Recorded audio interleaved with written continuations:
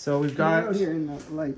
2 new Stihl weed eater heads to replace our old broken heads. The thing we like best about this is that when the cord, after you're whippersnipping a bit, when it disappears inside, it'll be gone. You just cut a new piece and shove it through this hole here, and it comes out this side. Pull it so it's even, and then crank the white thing so that it all goes to about that length, and then you start again. But you don't have to take this apart. You just, when it disappears on the inside somewhere, it's magically gone.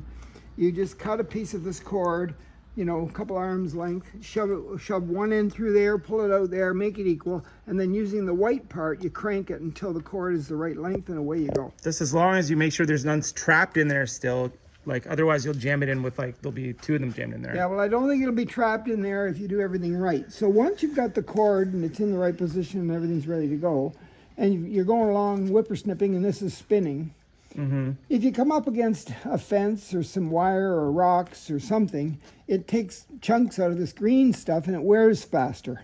So what you do is, if it's not cutting the way you like to cut, you just gently tap the whole thing on the ground. You just tap it, and this black part will go down and come back up and let more of the cord out. So you don't have to take anything apart. You're just whippersnipping. You think you need more cord, you just gently tap it once, the whole head on the sidewalk or someplace like that, and away you go. You keep going until you're done, and when this runs out, you just shove a new piece right through the hole. Well, I'm just saying that if you run this through the hole and it happens to give resistance, Then there could be something in there. If that's the case, then you're going to take this black thing and unscrew it.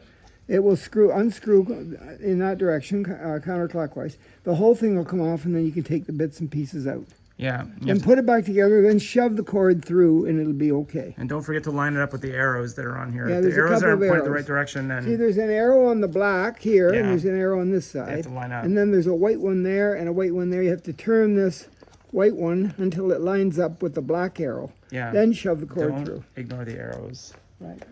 And that's about it. So we have 2 cloned weed eater heads that now are easy to use, not the kind that we had before, which the guy admitted that I'm like, is this thing normally this hard to load or whatever? And he's like, yeah. I'm like, well, it's stupid. But so the hard to load one we replaced, and the broken one that was jammed we replaced, and the guy was saying it was worn out.